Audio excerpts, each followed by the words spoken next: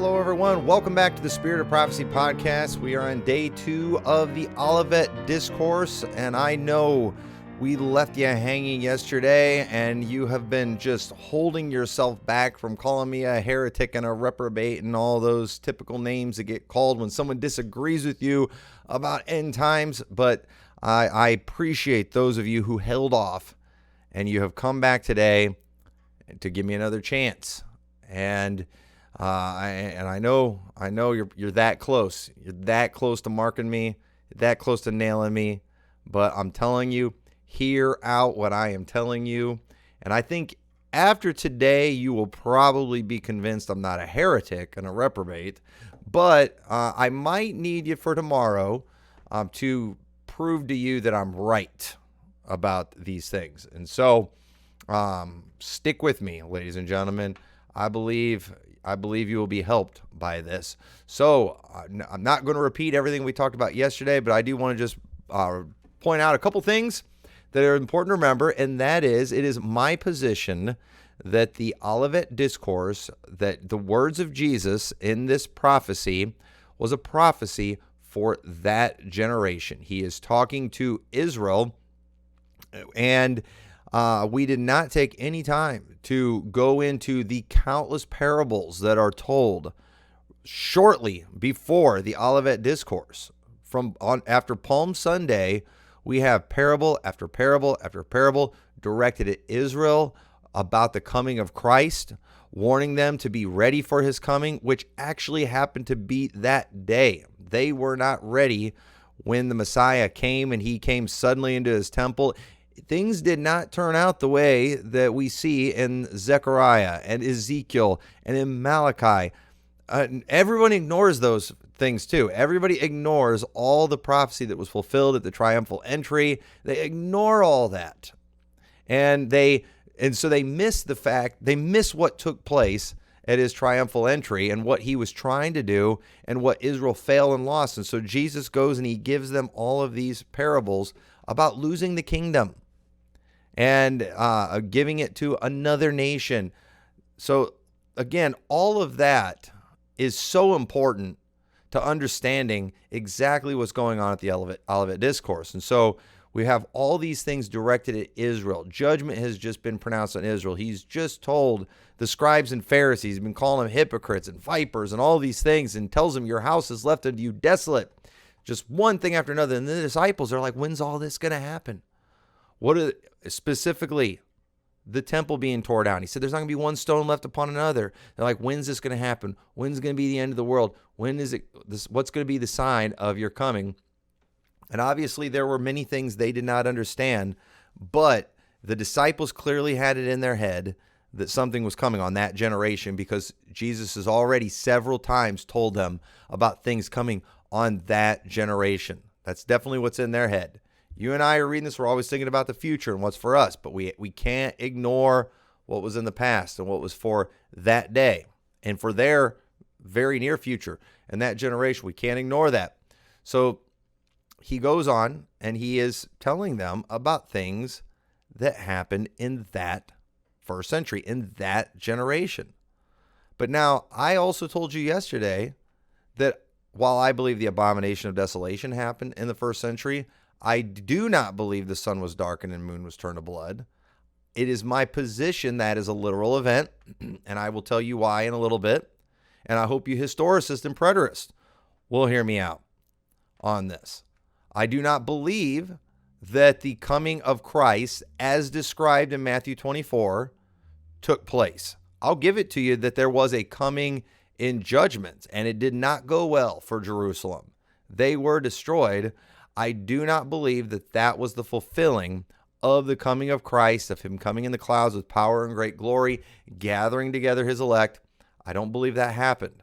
I believe those things are going to happen in the future. So I have to explain why that is. And that's exactly what I'm going to do. I don't believe we need to force this interpretation all in the past.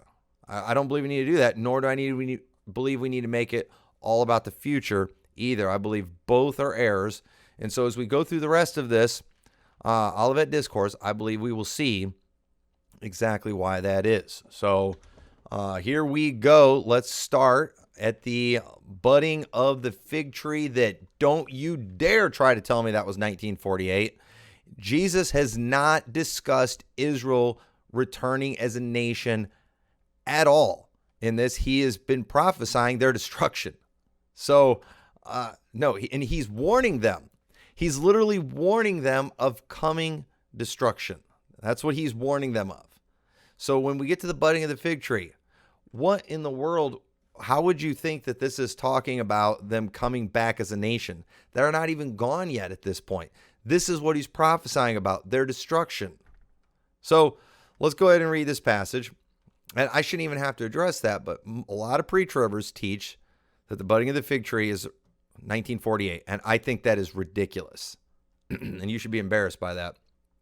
But right after the passage about the glorious appearing, look what we have here. We have the budding of the fig tree. Now learn a parable of the fig tree. When his branch is yet tender and putteth forth leaves, ye know that summer is nigh. So likewise ye, when ye shall see all these things, know that it is near, even at the doors. Mark 13, now learn a parable of the fig tree. When her branch is yet tender and putteth forth her leaves, ye know that summer is near. So ye in like manner, when ye shall see all these things come to pass, know that it is nigh, even at the doors.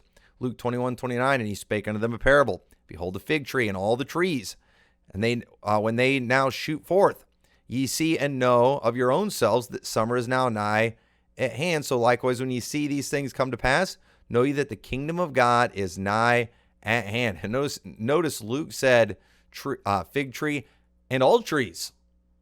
What's that all about? Okay, because here's what the prophecy is. It's not about a nation. It's that when you see a fig tree bud or any tree bud, you know what you know? Summer's nigh. That's it. So Jesus is saying when you see all these things, all the things that he discussed, you will know that his coming or the end is near. Now, I've heard people say that it says, notice how it says all these things.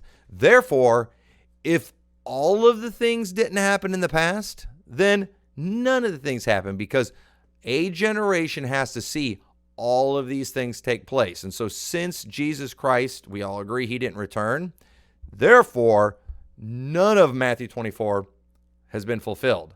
Okay, all right. What about the destruction of the temple?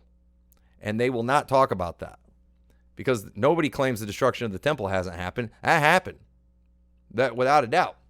So, no, it was about that generation. Okay, it was about that generation, but yet some things didn't happen. We have to explain why. Because again, this isn't Jesus just telling us this is what will happen. Not all prophecies are that way. Some are giving instruction and telling you the outcome if you obey, which is typically how it goes with good things, or the outcome if you disobey, and that's how it typically goes when it talks about bad things. So we have to look for stuff like that, and we're going to look for that. So let's keep reading. Now we see the promise of the fulfillment in that generation. We talked about this yesterday, where it says, verily I say to you, this generation shall not pass till all these things be fulfilled. Now, if you want to spiritualize that, you can go right ahead. I'm not going to do that. I'm going to take it literally. I think when Jesus said that, he was talking to that generation. Heaven and earth shall pass away, but my words shall not pass away. So now we have a call to watch. Now, this is what we have to pay attention to. This is what I want you to zero in on. This is where it all comes together and is going to start making sense. This is what everyone ignores with prophecy, and that is, what are we supposed to do? What were the people that are being prophesied to? What were they supposed to do? And then we always have to ask the question too, did they do it? Most prophecies, I guess I won't say all because I haven't fact checked this, but most prophecies typically have some kind of instructions in there. And again, it'll turn out, and so those prophecies show good things if you obey, bad things if you disobey. And it's okay for us to go and look in those prophecies and ask ourselves, what did they do? Because it's not just telling us exactly what's going to happen. So here's where we get to instruction. Here's the instructions. This is the part that is ignored. Let us go to the instructions, and this is where it all becomes clear. We will start with Matthew, and we will go to Luke. It actually gets clearer. I believe it's clearest in Luke, but we're going to start in Matthew. So look what it says. But of that day and that hour knoweth no man, no, not the angels of heaven, but my Father only. So there's no timeline given, Clarence Larkin. We don't know that we've got 3.5 years after the abomination of desolation. They would know that if that's what that was about. But no, there's no timeline on this. There's no timeline in the Olivet Discourse. Stop trying to put this in 7 years. You can't do that. That is not biblical. So it says, but as the days of Noah were, so also shall also the coming of the Son of Man be. For as in the days that were before the flood, they were eating and drinking and marrying and giving in marriage until the day that Noah entered into the ark, and knew not until the flood came and took them all away. So also shall the coming of the Son of Man be. Then shall two be in the field, one shall be taken, the other left. 2 women shall be grinding at the mill, one shall be taken, the other left. Watch ye therefore, for ye know not what hour your Lord doth come. But know this, that if the goodman of the house had known in what watch the thief would come, he would have watched and would not have suffered his house to be broken up. Therefore be ye also ready, for in such an hour as ye think not the Son of Man cometh. Who then is that faithful and wise servant, whom his Lord hath made ruler over his household, to give them meat in due season? Watch this. Blessed is that servant, whom his Lord, when he cometh, shall find so doing. Verily I say unto you, that he shall make him ruler over all his goods. And if that evil servant shall say in his heart, my Lord delayeth his coming, and shall begin to smite his fellow servants, and to eat and drink with the drunken, the Lord of that servant shall come in a day when he looketh not for him, and in an hour that he is not aware of, and shall cut him asunder, and appoint him his portion with the hypocrites. There shall be weeping and gnashing of teeth. Now, I want you to stop and think about that passage. So first off, where is the instruction in this prophecy? And the instruction that Jesus gave was for them to watch and be ready. You don't know when this is going to happen. You don't know the day or the hour. That's the instruction. You be ready. You be faithful. You be doing the things that I gave you to do.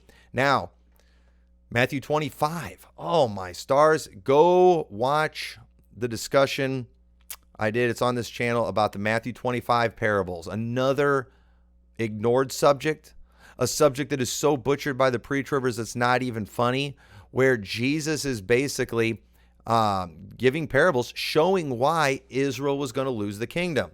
So this servant that we're seeing here too, because he's telling them to watch, he's telling them to be ready. He talks about the wise servant. Okay, who is the wise servant? Who's the foolish servant? Is this about individuals, or is this continuing the subject that we've seen in the previous chapters and the previous parables in all the accounts? In Matthew, Mark, and Luke, we've had parable after parable directed at Israel. That's who the parables have been directed at. They have been told that they are going to, if they're not ready, if they do not watch, they are going to lose the kingdom. It's going to be given to another nation. And so what we're seeing here in this passage is he's warning that wicked servant that if he doesn't watch, he is going to come on them, on Israel, in a time when he isn't expecting, in a time when he's not looking, and he's going to cut him asunder and appoint him his portion with the hypocrites. There shall be weeping and gnashing of teeth. And in the Olivet Discourse parables in Matthew chapter 25, we see those references to the weeping and gnashing of teeth when Israel loses the kingdom. That's what those parables are about. I wish I had time to go through those. It is so important that you understand those parables and understand that Israel was warned in the Olivet Discourse that if they would not watch, if they would not be ready, that he was going to come on them in a time they weren't expecting, and they were going to get their portion with the hypocrites. It was going to be bad for them. And folks, that is exactly what happened. Israel was not ready for the coming of Christ. Israel was not, they began to smite the fellow servants. Those who actually were obedient to the law and followed after the Messiah, Jesus Christ, they persecuted them. And Jesus warned them that if you do that, you're not going to get this deliverance. You're not going to be, I'm not going to gather you up. No, I'm going to come at a time when you're not expecting, and you're going to go to hell, basically, is what he's telling them, where there's weeping and gnashing of teeth. I believe that's what that's a reference to. So we see at the end of this prophecy that a warning is given, instructions are given. This is instruction to Israel. These the parables before, the parables after about Israel, and he's giving them instruction to be ready. And if not, I'm going to come at a time when you're not expecting, and you're going to be judged. And that's what happened.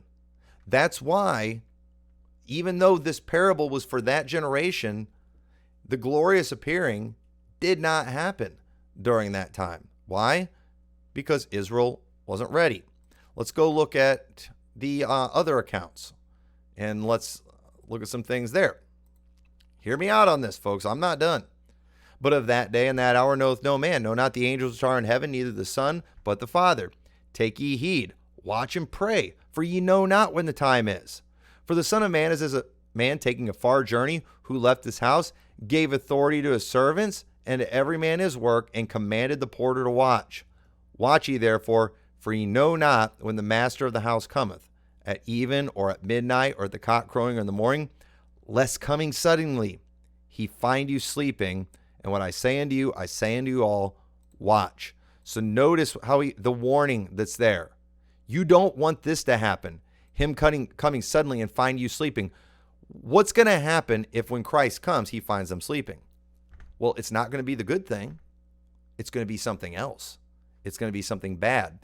And that's what actually happened in the first century. It was bad. They didn't do what they were supposed to do. The book of Acts shows a remnant being saved. We do see thousands saved, but as a whole, the nation, not only did they reject Christ, but they persecuted the church. They persecuted the fellow servants. They began to smite them. That is what they ended up doing. And so Jesus ended up coming on them suddenly in a time that they weren't expecting, and they received judgment. Just like he said, there's a possible negative outcome in this prophecy that's to Israel and that generation, and that is what took place. That is what happened. Let's look at what it says in Luke 21. Take heed to yourselves, lest at any time your hearts be overcharged with surfeiting and drunkenness and cares of this life, and so that day come upon you unawares. For as a snare shall it come on all them that dwell on the face of the whole earth. Watch ye therefore and pray always, that ye may be accounted worthy to escape all these things that shall come to pass, and to stand before the Son of Man. So notice that, how he said to watch so you would be accounted worthy to escape all those things and to be able to stand before the Son of Man. Now, what ended up happening? They did not do what they were supposed to do. They were not worthy. They were not able to stand, and they were destroyed. So Jesus is talking about judgment that's going to come on the world. And understand that the world judgment is something that's been being prophesied since the time of Enoch.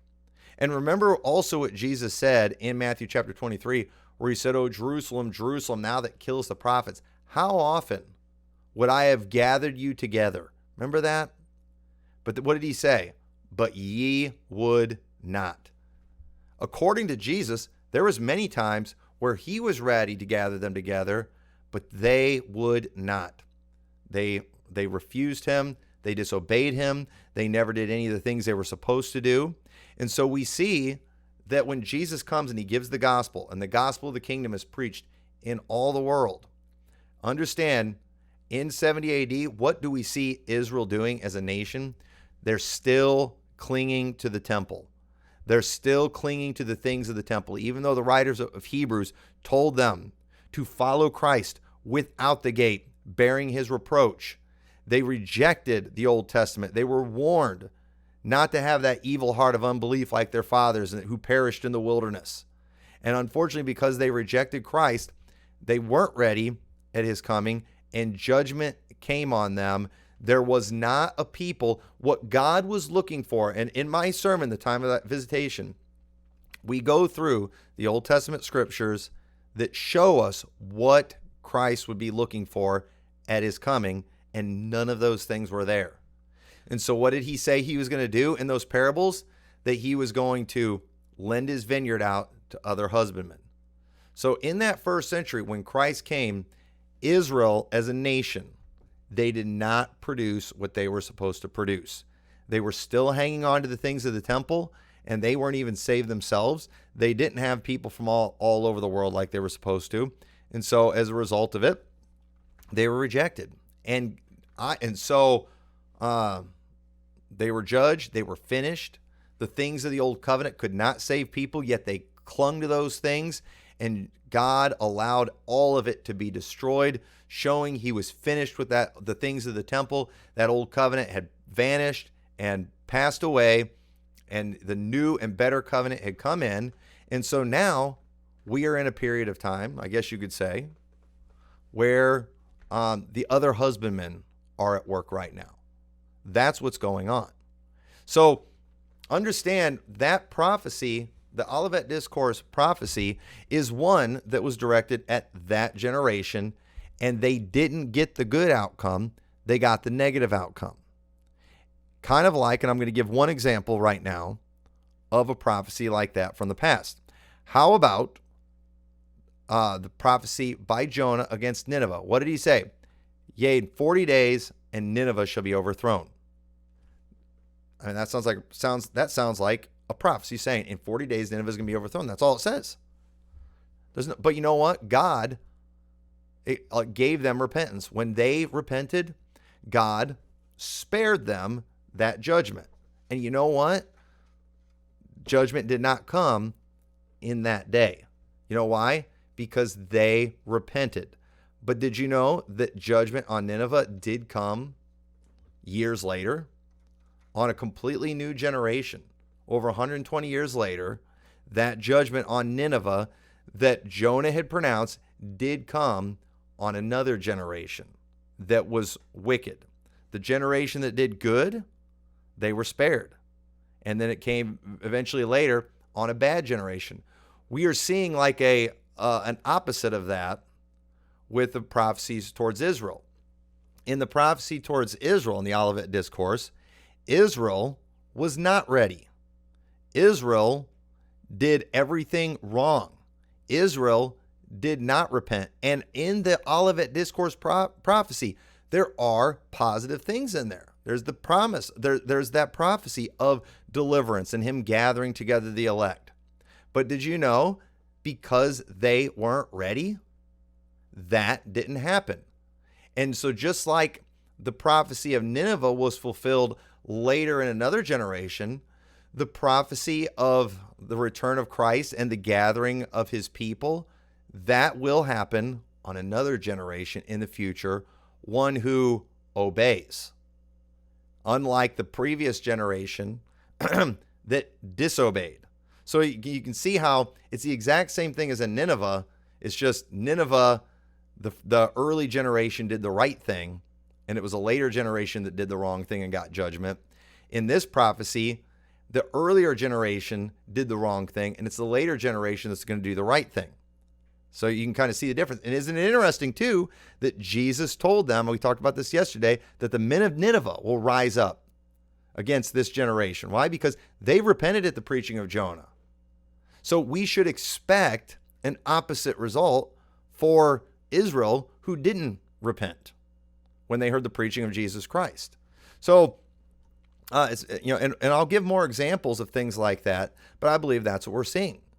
That prophecy did not all have to take place in that generation, even though it was a prophecy for that generation, because the good part, was assuming they obey, which they did not. So here's the thing. You say, well, you think we're better than the Jews and we're going to do right next time? Actually, I do, because the people that judgment came on, what were they looking to for righteousness? The works of the law, the things of the temple. Even though God rent the veil of the temple, even though Jesus replaced the sacrifice with the sacrifice of his body, he replaced the priesthood with the priesthood after the order of Melchizedek. They rejected those things and they were clinging to the things of the law. And so you better believe they were not ready. So, well, how do you know the next generation is going to be ready? Well, because this generation has been cleansed by the blood of Christ. We do have an acceptable sacrifice that has been offered on our behalf. We do have a good high priest, Jesus Christ. Everything that we need to be acceptable has already come, and we have put our faith and trust in that. When Christ returns, we won't be a people who are there bringing their good works. No, we are a people who have put our faith and trust in the finished work of Jesus Christ, and so we will be acceptable because of him. So it will be a future generation that experiences the good part of this prophecy, because that generation did not do what they were supposed to do, and they were warned. They were warned about a potential negative outcome at a coming in a time when they weren't ready, when they weren't expecting, and sure enough, that happened. So here's the big question. So since there are some things that have not taken place, is it appropriate for us today, even though that prophecy was for that generation, is it appropriate for us to talk about future events from the Olivet Discourse? And I will tell you, yes, it is, as long as you do a couple things. And this is where I need the preterists and historicists to pay attention to what I'm telling you too, because I hear a lot of what you're saying, and I agree with many things that you're saying, but here's what I need you to do for me if you want to prove your point, and it hasn't been done yet. Okay, I don't hate you, but you've not proved this to me yet. But I forgot where I was going with that. So yeah, so when it comes to the things, I think it's okay to talk about the future as long as you understand the interpretation of the Olivet Discourse is a prophecy for that generation. And if you understand that all you are doing is making application, that's important. There's a difference between interpretation and application. There's a lot of passages that are not about us, but we can make application. It's appropriate to do that. But if we don't have the correct interpretation, we are probably going to make a wrong application. And so I believe it is appropriate to make an application about future things for us. And here's why. Here's why I believe this, and that is because of Revelation. It is my position that the events of Revelation 6 are still in the future. Okay? Now, those of you who disagree with me on that, I need more proof that Revelation was written before 70 AD. I've heard some of the arguments, but I've not really seen proof of those things. Now, I don't think I have proof much more than you do that those things, or that it was written after 70 AD. But before you're going to be able to move me away from that, you're going to have to give me more evidence that Revelation was written before 70 AD. It's my position it was after, yours is before. Okay, if you prove that you're right on that, then that would change things for me. But you haven't yet. So I'm telling you my position right now, as respectfully as I can, my position that it was written after, and therefore the prophecies of Revelation are not about the destruction of Jerusalem. I don't hate you if you disagree with that, but it's what I believe. So when I read Revelation 6 and I see the exact same pattern of events in the same order as the events of Matthew chapter 24, the difference being Revelation is about global things, while Matthew 24 is about Jerusalem. This is what I believe. I believe just like God judged Jerusalem for what they had done with the gospel, I believe God is going to one day judge the world for what they have done with the gospel. But I believe this time there's going to be a better impact because, in Jerusalem, you had a bunch of people clinging to the things of the temple for salvation. That wasn't acceptable. Where at Christ's second coming, there's going to be a bunch of people clinging to the sacrifice of Jesus Christ, and they will be acceptable. But let me point out some things to you in Revelation chapter 6, because first off, it says when we get the first seal, we're not going to take time to read it all. You all know those passages. The first seal, you have the white horse. Now, the preterists and historicists, they'll say that that's Jesus on there. I don't believe that. I believe it's my position that it is the Antichrist or a false Christ. And in Matthew 24, the first thing we see Jesus warn is there's going to be false Christ. That's the first seal. He says there's going to be wars, famines, pestilence. What do we see with the four horse of the apocalypse? You got the Antichrist, you got war, black horse, famines, a pale horse, a pestilence, or red horse. I'm getting the colors mixed up. But you all know what I'm talking about. Same order. It's the same order. When we get to the fifth seal, you know what we have? Martyrs. That's what we see in Revelation 6. We have the martyrs. In Matthew 24, after he talks about the wars, famines, pestilence, what do we see? I'm talking about martyrs. They're going to deliver you up to councils in the synagogues. You're going to be hated. You're going to be killed. Same order. And then what do we have? Sun darkened and moon turned to blood. That's the sixth seal. Same order, same pattern. And then right after that, we see in Revelation 7, a multitude appear before the throne in heaven from every nation and kindred and tongue. Kind of looks like the rapture to me. Same order of events we see in Matthew 24. What's going on? I'll tell you what's going on. In Matthew 24, it's a prophecy about things about Jerusalem, a judgment that came, but they were not the people there weren't acceptable. In Revelation, I believe we are seeing future things. I believe God is using the same pattern of judgment on the world and that he used on Jerusalem. And this time there will be people. There's going to be a great multitude. But you know what? That multitude is going to be praising Jesus Christ. He's going to get all glory for the salvation that takes place. Not just because he saved us, but because of the fact that he washed us. He cleaned us. Our righteousness that we have, it came from Jesus Christ. So that's why we see that same pattern take place. What we're seeing in Revelation 6 is similar to Matthew 24, but it's not identical. And no timeline's given on that either, ladies and gentlemen. No timeline in Revelation chapter 6. Some people think that's been happening throughout history. Some people are trying to force it into a 3.5-year period. But wait a minute. You're doing that because you're still stuck in Daniel's 70th week. You got some dispensationalism left over. Okay? I mean, it could happen that way. There are 3.5-year periods mentioned in Revelation. I'm not saying it can't happen that way. I'm just saying, are you that sure about it? But I'm telling you, I believe the events of the seals are still to come. And so that is why we see that similarity. So people are not wrong if they take Matthew 24, the Olivet Discourse, and they talk about the future. But let's be honest and admit, we're just making application.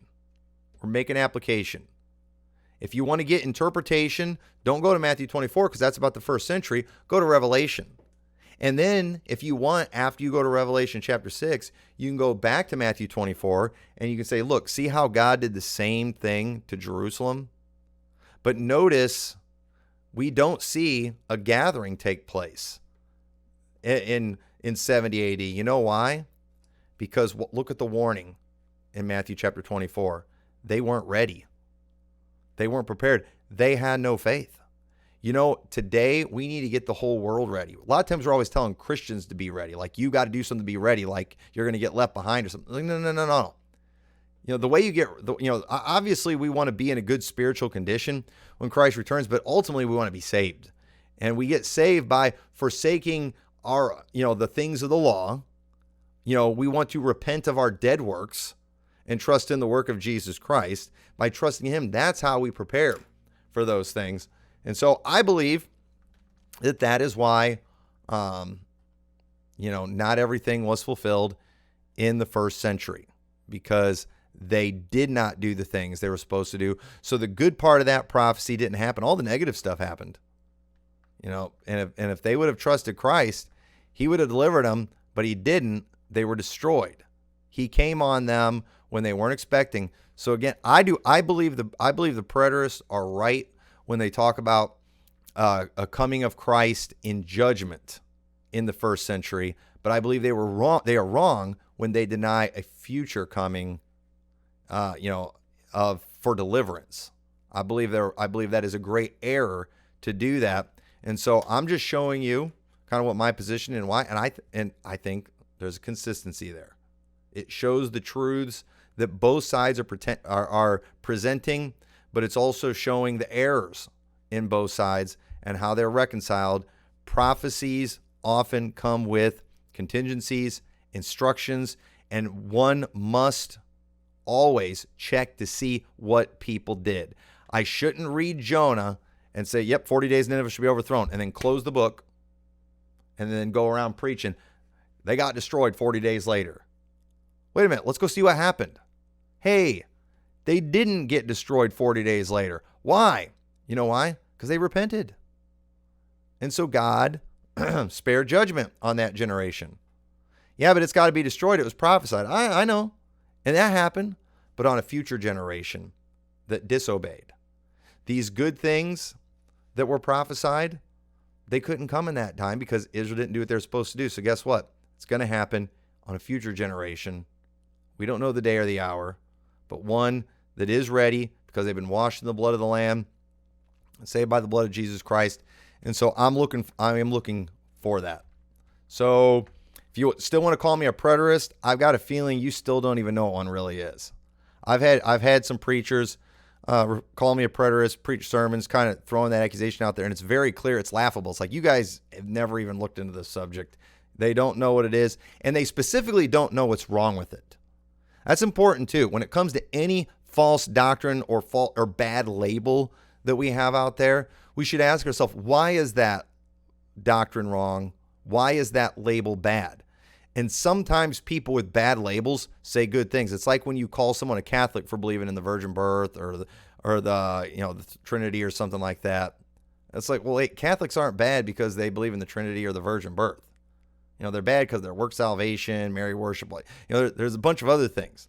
But a lot of futurists, in their ignorance, they'll take things that preterists say that are true, and then they'll try to cream you with that label as if they just prove something, and it just reveals their ignorance. So anyway, that is my interpretation of the Olivet Discourse, and I hope it made sense to you. I hope it was clear. You have any questions, comments, whatever, leave them on there. Email them to me at thespiritofprophecy1611@gmail.com. And then on Friday, I will answer those things live. But tomorrow, what I want to do, I'm going to show a whole bunch of biblical precedent for how I am interpreting the Olivet Discourse. There is no precedent for how, everyone else, the futurists and the preterists, are interpreting these things. There's no precedent for that. And so let's go and look at some other examples of things that have been fulfilled, and let's see, how did these things play out? And it's like, that's consistent. That's consistent. God is not the author of confusion. Man does that. Man and the devil. So with that, I hope this was a help to you. Thank you so much for watching both of these episodes. I know it's got to be tough for you water boys out there that are just hoping I'll echo your favorite preacher or something like that. But you know what? You're just going to have to deal with it. Nobody's perfect, including this guy. But at the same time, good luck debunking this. So it's easy to disagree. It's not always easy to debunk. And so hopefully, again, if you have any real questions, send them to me and we will cover them in 2 days. So thank you so much for watching this. God bless you.